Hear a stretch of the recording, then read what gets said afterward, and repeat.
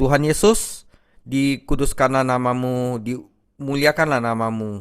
Kami bersyukur kepadamu karena Engkau telah memberikan kami firman Tuhan yang begitu luar biasa, yang begitu dapat mengubah pribadi kami menjadi serupa dengan Engkau.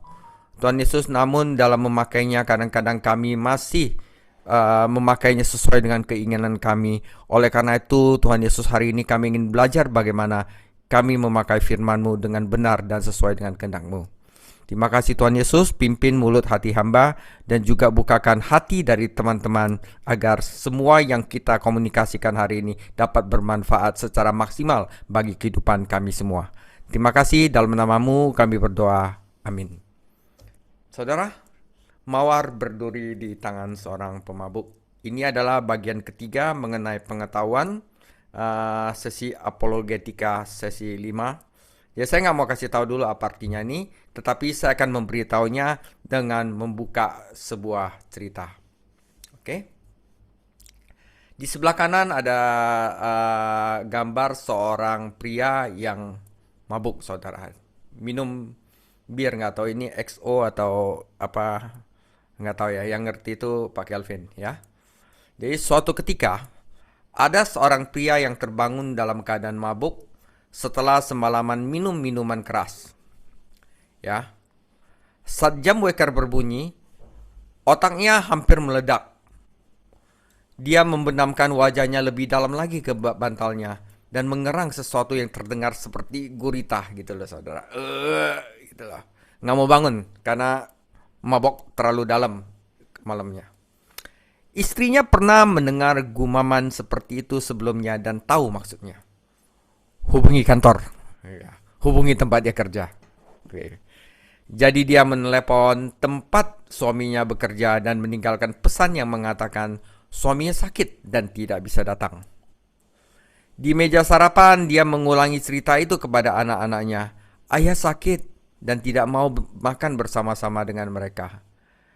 Kemudian istrinya mengantar anak-anak ke sekolah dan istrinya berangkat kerja sendiri, meninggalkan suami yang masih setengah sadar, masih ada efek alkohol di rumah sendirian. Oke, saudara, ya, samping ini ada semak-semak mawar. Sekitar tengah hari, ya sekitar jam 12 gitu ya, si pemabuk akhirnya bangun lagi dan menyeret dirinya keluar dari tempat tidur. Dia terhuyung-huyung ke tempat dia menyimpan minuman kerasnya dan menghabiskan sebagian besar sore harinya dengan minum lagi, saudara. Ya, saudara, jadi jam tengah hari dia minum mungkin sampai jam 3 gitu. Oke. Sorenya kemudian dia memutuskan untuk berjalan-jalan di halaman belakang. Saat itulah melihat semak bunga-bunga mawar.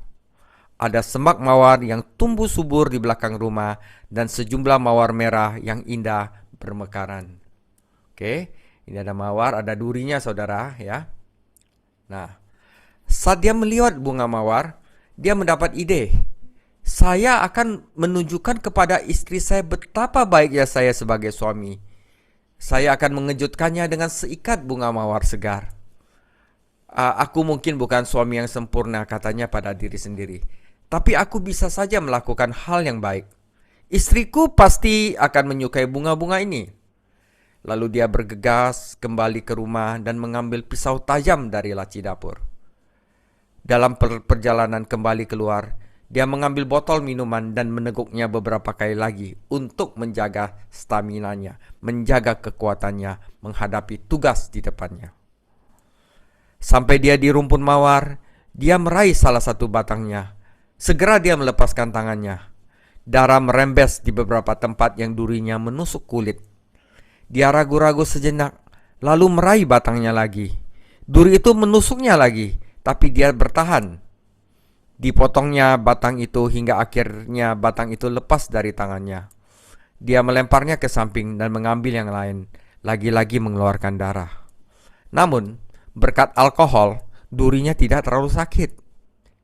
Dia terus melakukannya selama beberapa menit dan baru saja memotong batang terakhir ketika dia mendengar sebuah mobil berhenti di jalan masuk. Istrinya pulang kerja dan juga sudah menjemput anak-anaknya pulang dari sekolah. Istri dan anak-anaknya telah kembali. Buru-buru dia mengumpulkan mawar-mawar yang telah dia potong itu, ya, di pelukannya, ya, jadi dia pegang begini, menggaruk dan menusuk lengan dan dadanya. Dia tidak merasa sakit karena efek alkohol, saudara. Kemudian dia meminum satu tegukan terakhir dari botolnya dan berjalan kembali ke dalam rumah untuk memberikan kejutan yang menyenangkan bagi istri dan anak-anaknya. Dia menyodorkan mawar itu kepada anak-anak yang terkejut dan berkata, "Hei anak-anak, lihat apa yang kuberikan untuk ibumu." Kemudian dia memeluk anak-anaknya, meremasnya bersama mawar yang ada di lengannya. "Aduh!" pekik anak-anak saat duri tajam menusuk kulit mereka. "Lepaskan ayah, kamu menyakiti kami." "Apa masalahnya?" seru si pemabuk. "Tidakkah kamu mencintai ayahmu tersayang? Ayo beri aku pelukan." Saat mereka mencoba melepaskan diri, dia meremas anak-anak itu semakin keras dan durinya semakin dalam menusuk anak-anaknya. Mereka berteriak lagi, sampai akhirnya dia melepaskan mereka dan berbalik ke arah istrinya. Dia melangkah ke arahnya, tetapi tersandung dan jatuh menimpa istrinya. Batang yang berduri menggores wajahnya dan menusuk lehernya. Dia tersentak kesakitan dan mendorongnya jauh. "Menjauh dari saya!" istrinya berteriak. "Kamu sudah minum lagi, bukan? Ini adalah malam di mana kami seharusnya pergi menonton pertandingan bola bersama keluarga. Dan ini dia, mabuk lagi." Seringai ceroboh, si pemabuk berubah menjadi cemberut. "Aku tidak mabuk," gerutunya. "Saya baru saja mendapat ide yang baik. Aku bekerja keras mendapatkan bunga ini untukmu. Dan inikah ucapan terima kasih yang kudapat?" "Ayo," katanya sambil menyodorkan bungkusan berduri itu ke wajahnya sekali lagi. "Terimalah mereka. Bagus ya.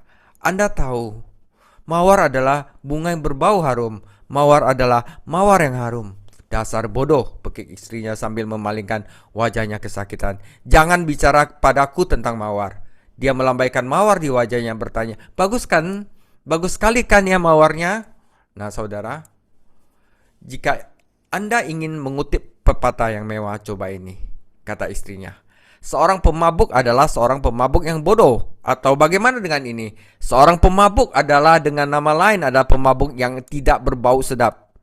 Saudara, itu adalah sebuah cerita yang saya karang, saudara.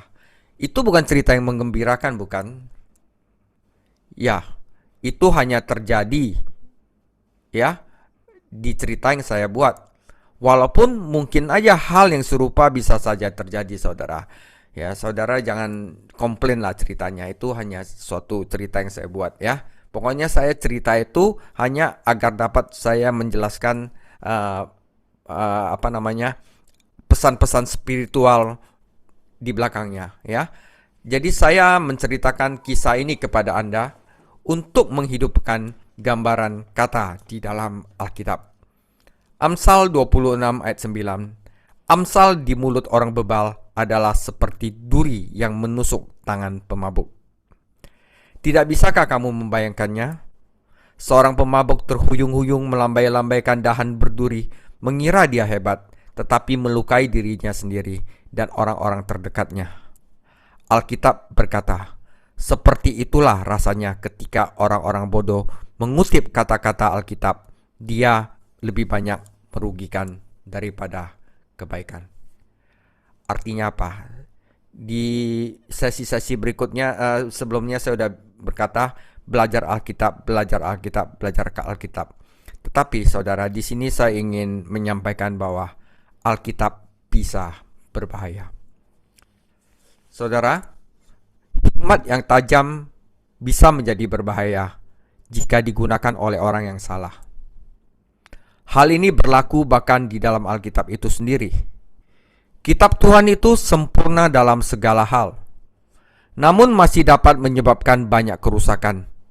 Bukan karena ada yang salah dengan Alkitab, namun karena ada yang salah dengan beberapa orang yang mengutip Alkitab. Sama seperti bunga mawar yang indah. Bunga mawar itu indah kecuali ada orang mabuk yang memetiknya. Demikian pula Alkitab itu indah kecuali jika ada orang bodoh yang menggunakannya. Mungkin Anda tahu bagaimana rasanya disakiti oleh orang yang menyakiti Anda dan kemudian memperburuknya dengan mengutip kata-kata di Alkitab untuk Anda. Atau mungkin Anda sendiri yang bersalah dalam hal ini. Anda menyalahgunakan Alkitab sedemikian rupa sehingga merugikan orang lain dan diri Anda sendiri. Ini lebih umum daripada yang kita kira. Banyak sekali terjadi bahwa kita pakai Alkitab bukan untuk membangun orang lain, bukan untuk memperkenalkan Tuhan Yesus untuk orang lain, bukan agar orang lain lebih dekat kepada Yesus, tapi dipakai untuk kepentingan dia sendiri, untuk melukai orang lain. Ini seperti pemabuk yang memakai bunga mawar yang dia kira dia hebat.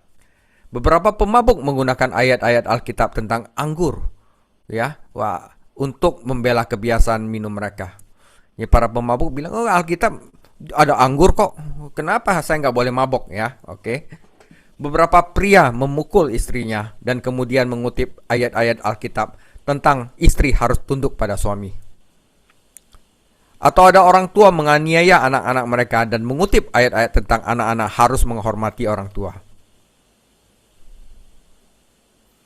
Kritikus, orang-orang yang suka kritik orang lain dengan kejam merendahkan orang lain dan kemudian mengutip peribahasa Alkitab tentang betapa baik dan bermanfaatnya sebuah teguran. Orang-orang sesat melanggar setiap perintah dalam Alkitab, tetapi ketika ada orang yang mempertanyakan perilaku mereka, mereka mengutip kata-kata Yesus, jangan menghakimi agar kamu tidak dihakimi. Saudara, daftarnya terus bertambah. Hampir di setiap pernyataan dalam Alkitab, ada orang bodoh yang bisa menemukan cara untuk menyalahgunakan Alkitab tersebut. Saudara, dampaknya itu sangat buruk sehingga kita tidak dapat mengukur dampaknya. Kita tidak dapat menghitung banyak orang dan semua orang yang meninggalkan gereja karena orang tua, pemimpin gereja, atau orang munafik di gereja yang mengutip Alkitab meskipun mereka melakukan dosa yang mengerikan itu dan menyakiti orang lain. Saudara, kita tidak bisa menghitung semua orang tidak hanya menyakiti orang lain, tetapi juga menghancurkan diri mereka sendiri dengan mengutip kitab suci dan menggunakan pengetahuan Alkitab mereka sebagai alasan untuk berbuat dosa. Saudara, kita tidak dapat membayangkan betapa sedih dan marahnya Tuhan melihat kata-kata suci dalam kitabnya disalahgunakan, sehingga menyebabkan begitu banyak kerugian dan penderitaan. Sayangnya, ada orang yang menyalahkan Allah atas cara orang menyalahgunakan Alkitab. Namun, apakah Tuhan patut disalahkan? Apakah menurut Anda mawar itu buruk hanya karena ada seorang pemabuk yang memetiknya dan melukai diri sendiri serta orang lain? Atau Tuhan jahat dalam menciptakan mawar? Tentu saja tidak. Jadi, kita juga tidak boleh menyalahkan Alkitab atas penyalahgunanya oleh orang-orang bodoh. Sebaliknya, yang harus kita pelajari di sini, sebaliknya saudara, kita harus bertanya bagaimana kita dapat memahami Alkitab dengan benar dan menggunakannya dengan benar sesuai dengan kehendak Tuhan. Saudara, Alkitab bisa saja berbahaya. Tetapi apakah karena Alkitab itu penuh dengan kebohongan? Tidak. Justru karena Alkitab penuh dengan kebenaran. Kebohongan bisa berbahaya, saudara. Namun kebenaran bisa lebih berbahaya. Semakin pasti suatu kebenaran dan semakin tinggi otoritas yang mendukungnya, semakin berbahaya bila kita menyalahgunakannya. Hal ini menjadikan Alkitab sebagai buku yang paling berbahaya karena didukung oleh otoritas Allah sendiri.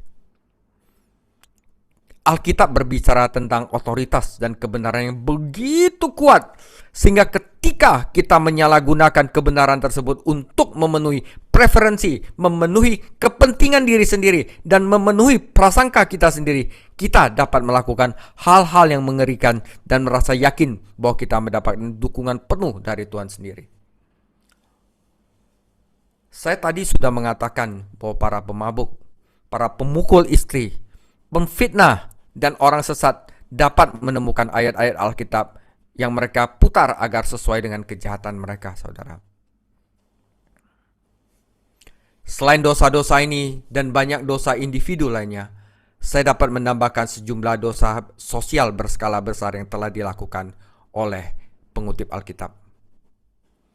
Saudara, siap dengan pernyataan ini? Berapa banyak orang yang telah dibantai dalam perang agama karena mereka salah mengerti Alkitab, atau disiksa dengan cambuk dari seorang pengemudi muda, atau mengalami diskriminasi dan kekejaman yang mengerikan dari kelompok orang yang berbasis di bawah salib dan mengutip Alkitab. Saudara, saat Anda melihat semua dampak buruk yang ditimbulkan oleh orang-orang yang beragama, yang mengutip Alkitab, Anda mungkin tergoda untuk menolak Alkitab. Anda mungkin tergoda untuk menolak gagasan apapun tentang kebenaran mutlak. Anda berpikir akan bahwa lebih baik untuk melihat segala sesuatu hanya sebagai masalah opini. Salah, saudara. Saudara, jika tidak ada orang yang percaya pada kebenaran mutlak, maka tidak ada orang yang bisa menggunakannya untuk melawan orang lain. Kalau tidak ada standar moral yang mengikat, mungkin kita bisa semua rukun dan saling menghormati, mungkin percaya gitu. Semakin banyak orang merasa bahwa satu-satunya solusi terhadap penyalahgunaan kebenaran adalah meledakkan gagasan bahwa kebenaran mutlak itu ada. Ada orang berpikir gitu. Sudah, jangan ada kebenaran mutlak, biar tidak orang menyalahgunakannya. Tetapi saudara, tindakan seperti itu seperti mencoba mencegah pembajakan pesawat dengan meledakkan seluruh pesawat. Tentu sangat buruk jika seorang membajak sebuah pesawat, tetapi jangan salahkan pesawat tersebut. Salahkan pembajak. Jangan hancurkan semua pesawat. Waspada terhadap si pembajak. Itulah yang perlu kita lakukan ketika kita menghadapi kenyataan bahwa kebenaran dapat dibajak. Jadi istilah membajak kebenaran dan digunakan untuk merugikan orang lain atau menyandera mereka.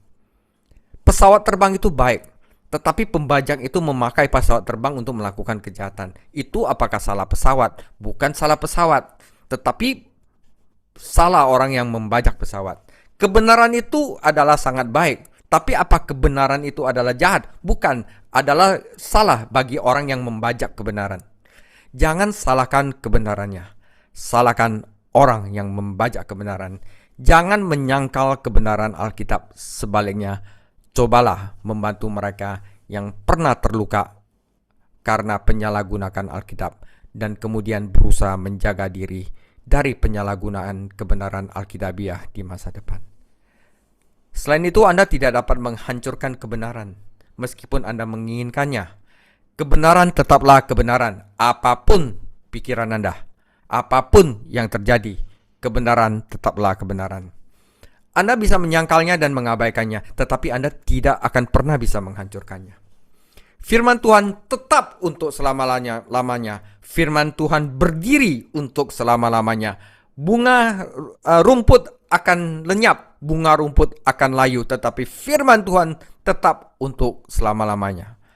Jadi sebaiknya Anda menghadapi kenyataan bahwa Alkitab benar-benar benar dan mulai mencari tahu apa yang diperlukan, bagaimana saya dapat menggunakan firman Tuhan dengan benar dan bukannya dengan salah. Oke saudara, dan disinilah adalah 5 prinsip untuk menggunakan Alkitab dengan benar. Oke saudara, 5 prinsip yang benar untuk menggunakan Alkitab. Apa saja yang termasuk di dalamnya? Berikut adalah 5 prinsip dasar dalam menggunakan Alkitab dengan cara yang sehat, dan kelima prinsip tersebut saling berhubungan. Oke, saudara, untuk menggunakan Alkitab dengan benar, hati kita itu harus benar dulu di hadapan Tuhan. Dengan kata lain, kita harus lahir baru. Kalau hati kita busuk, saudara, kita pakai Alkitab, jangan-jangan kita pakai Alkitab bukan untuk memberkati orang lain, tetapi kita bisa pakai Alkitab untuk menyakiti orang lain. Oleh sebab itu, hal yang pertama untuk dilakukan untuk menggunakan Alkitab dengan benar adalah Anda sendiri harus benar di hadapan Tuhan. Saat Anda membaca Alkitab, Anda tidak akan memahami pesannya dengan benar, kecuali Anda benar di mata Allah yang menulis Alkitab. Untuk benar-benar memahami kebenaran, tidaklah cukup jika kebenaran berbicara kepada Anda dari luar. Anda membutuhkan kebenaran dari dalam. Ada doa di dalam Alkitab yang mengatakan, "Sesungguhnya aku berdosa sejak lahir. Sungguhnya kamu mengingat kebenaran di dalam batin. Engkau mengajari aku hikmat di bagian terdalam. Ciptakanlah di dalam diriku hati yang murni, ya Allah, dan perbaharuilah semangat yang teguh di dalam diriku." Saudara, kita minta di dalam batin kita bahwa Allah sendiri yang mengajarkan kita. Minta hati yang murni, hati yang telah lahir baru, hati yang cenderung untuk melayani orang lain, bukan untuk diri sendiri, saudara. Dan ini diperlukan Anda lahir dari Allah. Diperlukan Anda lahir baru, di mana hati kita yang keras sudah diubah oleh Allah menjadi hati yang murni. Jadi saudara, untuk menjadi benar di hadapan Tuhan, Anda perlu diubah dari dalam, yang kita Alkitab sebut sebagai lahir baru. Tepat setelah Amsal 26 berbicara tentang pemabuk dengan semak berduri, ada pernyataan yang agak gamblang dan agak kasar. Ini adalah berkata kepada orang yang belum lahir baru, ya, seperti anjing kembali ke muntahnya, demikianlah orang bodoh mengulangi kebodohannya. Saudara, jika anjing di-training untuk menjadi baik, saudara, tetapi dia akan kembali kepada muntahnya karena dia adalah anjing. Kecuali anjing itu diperbaharui menjadi manusia, baru bisa dia berlagak seperti manusia. Jadi istilahnya kita harus menjadi manusia yang baru bisa kita dapat menggunakan Alkitab dengan benar. Ya, seekor anjing mau tidak mau bertingkah seperti seekor anjing, dan orang bodoh yang berdosa tidak bisa tidak bertingkah sebagai orang bodoh yang berdosa. Dia perlu menjadi orang baru. Dia harus menjadi manusia baru, saudara. Ya. Namun agar hal itu terwujud, pertama-tama dia harus ngaku dulu. Dia perlu bertobat dulu. Dia perlu menyadari betapa dia perlu berubah. Ayat berikutnya setelah tentang anjing dan muntahannya mengatakan, "Apakah kamu melihat orang yang menganggap dirinya bijak?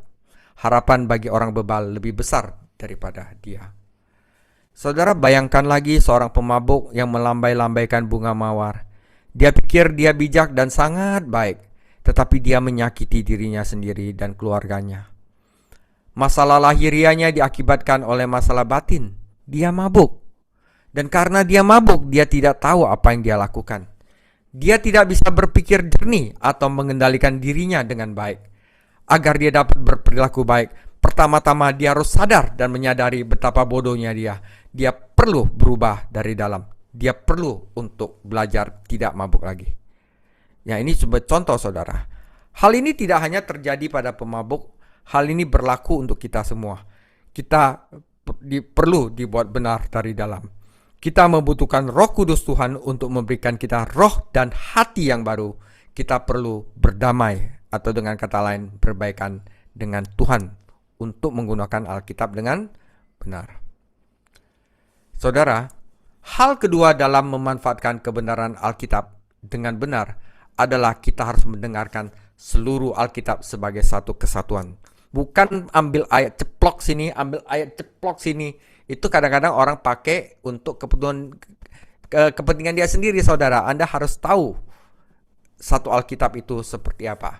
Jadi bagi siapa yang belum baca seluruh Alkitab, bikin satu jadwal untuk baca seluruh Alkitab. Oke, saudara? Jangan hanya fokus pada satu ayat di sini atau di sana. Kebenaran Tuhan bukanlah kumpulan perkataan yang terisolasi. Itu adalah satu kesatuan. Saat kita mengisolasi satu bagian dari ajaran Alkitab dari yang lain, kita bisa memutarbalikannya dan salah memahami makna sebenarnya. Oleh sebab itu, saudara, teman-teman, saya nggak pernah itu kalau sharing Alkitab, bukan jarang ya. Jarang saya ambil ayat 1 sampai ayat 1 di sini, ayat 1 di sini. Kebetulan saya biasanya pakai dalam satu perikop gitu, agar kita bisa tahu sebenarnya ceritanya bagaimana. Misalnya Alkitab mengatakan bahwa anak-anak memerlukan disiplin dan hukuman. Bahkan mungkin hukuman fisik dalam beberapa kasus.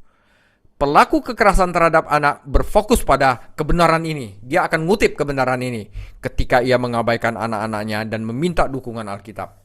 Namun, ia dengan mudahnya mengabaikan ayat-ayat yang menunjukkan bahwa disiplin harus diterapkan dalam kasih dan hanya dengan pengendalian diri yang benar.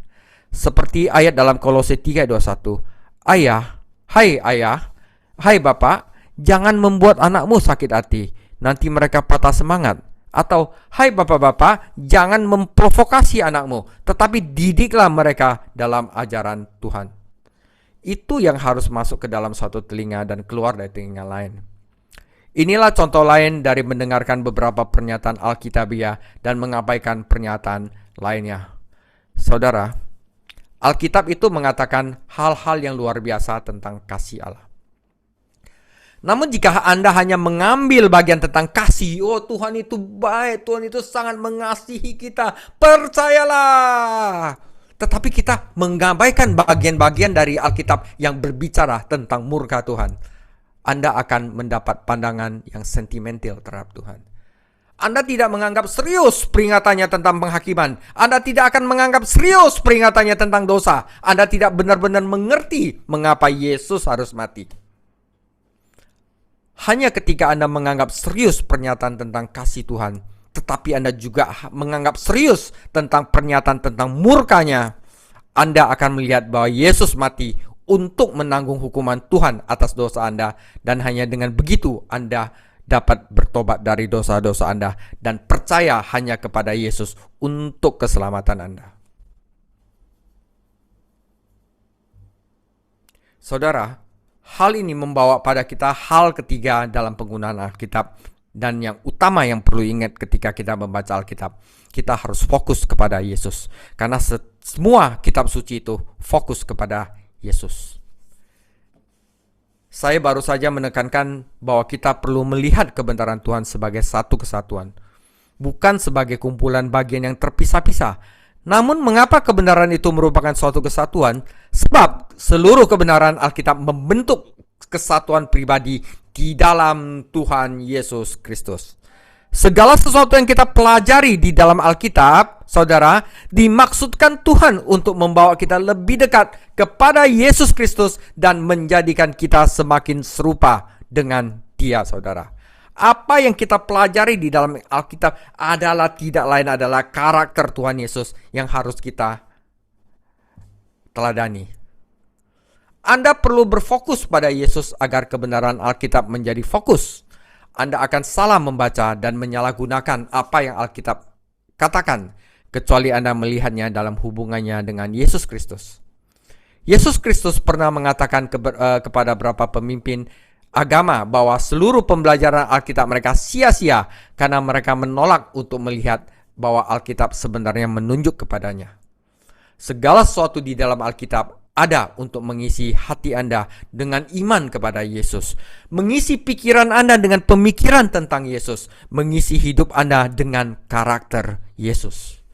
Faktanya, saat Anda membaca Alkitab, dengarkanlah itu sebagai suara Tuhan Yesus, dan bicaralah dengan Yesus saat Dia berbicara kepada Anda. Jadikan pembacaan Alkitab Anda sebagai dialog dengan Tuhan Yesus. Dengarkanlah Dia dan berdoalah kepada Tuhan Yesus. Upayakan untuk tetap berhubungan dengan Tuhan Yesus dan selaras dengan Dia. Itulah cara menggunakan Alkitab dengan benar. Pertama adalah bahwa benar di hadapan Tuhan, Anda harus lahir baru. Kedua, memanfaatkan Alkitab sebagai suatu unity, fokus kepada Yesus. Oke, saudara, prinsip keempat dalam penggunaan Alkitab yang sehat adalah terapkanlah pada dirimu sendiri dulu. Jangan terapkan kepada orang lain, tetapi terapkan pada diri Anda sendiri dulu. Saudara, jangan menggunakan Alkitab hanya sebagai senjata untuk melawan orang lain. Beberapa penyalahgunaan Alkitab yang terburuk terjadi ketika Anda begitu sibuk menerapkannya kepada orang lain, sehingga Anda kehilangan apa yang dikatakannya kepada Anda. Saudara, mengapa beberapa suami tahu persis apa yang Alkitab katakan kepada istri mereka tentang ketundukan dan kurang memperhatikan apa yang Alkitab katakan kepada istri mereka tentang kasih dan pengorbanan diri? Mengapa beberapa istri yang berlidah tajam dan gaslighting menceramahi suaminya bawel setengah mati tentang apa yang diperintahkan Alkitab kepada suami, namun mengabaikan fakta bahwa Alkitab juga mengatakan istri yang suka bertengkar seperti tetesan air yang terus-menerus di hari hujan, atau lebih baik tinggal di padang gurun daripada tinggal dengan wanita yang suka bertengkar. Saudara, jika Anda seorang suami, jika Anda baca Alkitab, baca aja bagian suami, nggak usah baca bagian istri. Saudara, jika Anda adalah istri, ya, baca aja bagian istri, nggak usah baca bagian suami. Oke? Terapkanlah pada dirimu sendiri. Mengapa ada orang-orang mempunyai pekerjaan bagus dan punya banyak uang mengutip ayat-ayat Alkitab kepada orang miskin tentang kemalasan yang menyebabkan kemiskinan dan mengabaikan ayat-ayat yang memperingatkan orang kaya agar tidak mengeksploitasi orang lain dan menolak berbagi dengan orang lain? Tetapi mengapa sebagian orang memang malas dan menyalahkan sistem kesejahteraan mengutip ayat-ayat Alkitab tentang membantu orang miskin dan mengabaikan pernyataan seperti jika seorang tidak mau bekerja, ia tidak boleh makan? Hampir dari semua kita bertindak sebagai ahli untuk meluruskan dosa orang lain daripada membereskan dosa kita sendiri. Karena itu, bagian keempat untuk menggunakan Alkitab dengan benar adalah terapkan pada dirimu sendiri. Matius 7 ayat 3. Mengapakah engkau melihat selumbar di mata saudaramu, sedangkan balok di dalam matamu tidak engkau ketahui? Bagaimanakah engkau dapat berkata kepada saudaramu, biarlah aku mengeluarkan selumbar itu dari matamu, padahal ada balok di dalam matamu? Hai orang munafik, keluarkanlah dahulu balok dari matamu, maka engkau akan melihat dengan jelas untuk mengeluarkan selumbar itu dari mata saudaramu. Jadi setiap kali Anda membaca Alkitab, jangan tanya dulu apa yang dikatakannya kepada orang lain. Pertama-tama, tanyakanlah kepada Yesus apakah yang Dia katakan kepada Anda dalam kitab suci. Jika Anda seorang suami, pastikan Anda menaati apa yang Alkitab katakan kepada para suami sebelum Anda mulai mengutip Alkitab kepada istri Anda. Jika Anda seorang istri, dengarkanlah petunjuk Tuhan bagi para istri sebelum Anda mulai mengoreksi suami Anda. Jika Anda kaya, pastikan Anda mendengar peringatan Alkitab kepada orang kaya, bukan peringatan kepada orang malas. Jika Anda miskin atau berada dalam kesulitan, pastikan Anda tidak menyalahkan diri sendiri sebelum mulai menyalahkan penindasan atau diskriminasi terhadap orang lain. Terapkan Alkitab pada diri Anda secara pribadi sebelum Anda menerapkannya pada orang lain, saudara. Saudara, prinsip kelima yang memandu Anda dalam menggunakan Alkitab adalah selalu gunakan kitab suci dengan kasih. Allah adalah kasih, ya. Hal ini membawa kita kembali kepada fakta bahwa Yesus adalah fokus dari kitab suci, bahwa kebenaran hakiki bukan hanya suatu benda melainkan suatu pribadi. Oleh karena itu, karena kebenaran bersifat pribadi dan karena kebenaran itu didasarkan pada Yesus dan dalam Allah yang hak adalah kasih, kita memerlukan kasih untuk mendengar apa yang Allah katakan, dan kita memerlukan kasih untuk menyampaikan kebenaran Allah kepada orang lain. Kita memerlukan hati yang mengasihi Tuhan agar dapat mendengarkan apa yang Dia katakan kepada kita tanpa merasa kesal. Dan kita memerlukan hati yang mengasihi orang lain agar dapat menyampaikan kebenaran Tuhan kepada mereka dengan cara yang membangun dan tidak menghancurkan mereka. Saudara, demikianlah 5 prinsip dasar dalam menggunakan Alkitab dengan benar dan tidak mengacungkannya seperti pemabuk dengan mawar yang berduri. Ya, saya ulangi lagi. Pertama, Anda harus benar dengan Allah. Yang kedua, Anda harus mendengarkan Alkitab sebagai satu unity. Ketiga, fokus kepada Yesus. Yang keempat, Anda harus menerapkan ayat-ayat Alkitab pada diri Anda sendiri dulu, bukan hanya pada orang lain. Dan kelima, selalu gunakan Alkitab dengan kasih. Ini bukan 5 hal yang terpisah. Mereka pergi dan bekerja bersama-sama. Oke, semoga ini dapat memberkati Anda. Jadi sejauh Anda menggunakan Alkitab dengan cara-cara ini, ya, Tuhan sedang membawa Anda lebih dekat kepadanya dan kepada kebenarannya. Anda akan mengalami berkat dalam hidup Anda sendiri dan Anda akan menjadi berkat bagi orang lain.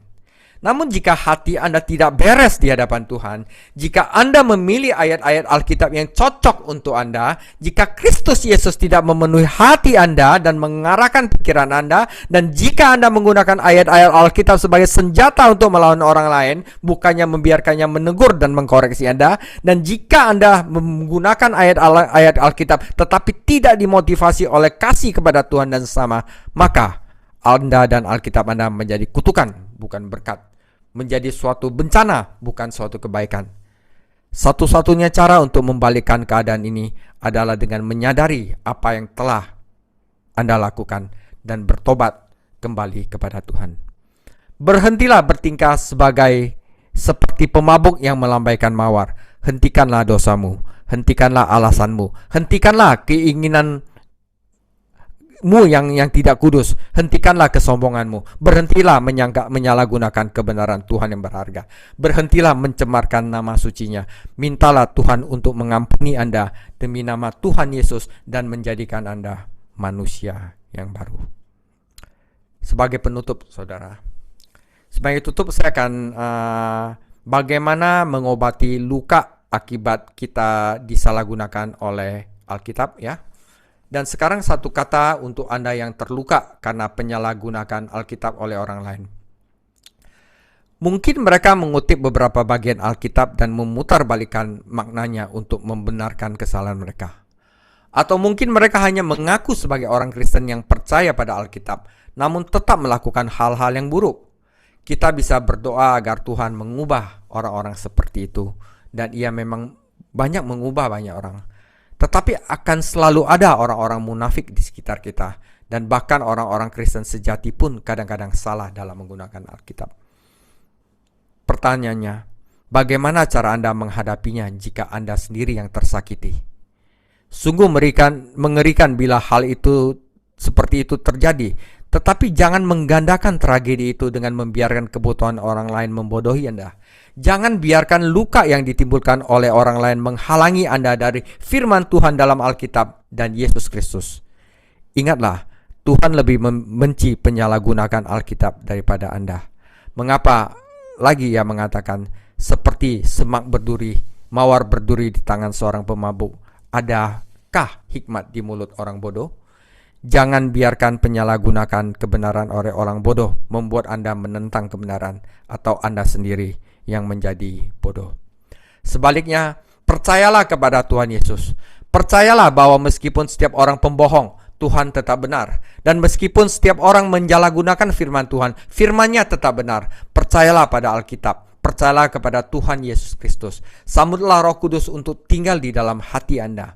Tinggalkanlah kenangan orang-orang munafik yang menyalahgunakan Alkitab dan belajarlah menikmati kebenaran sejati yang diberikan Tuhan sendiri kepada Anda.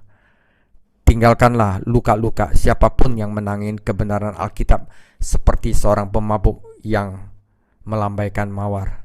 Tetapi nikmatilah mawar indah yang Tuhan sendiri berikan kepada Anda. Terimalah anugerah berharganya berupa kehidupan baru di dalam Tuhan Yesus. Hiruplah aroma manis kebaikan Tuhan. Nikmatilah indah cintanya dan kebenaran dari Tuhan sendiri. Demikian firman Tuhan. Tuhan Yesus memberkati.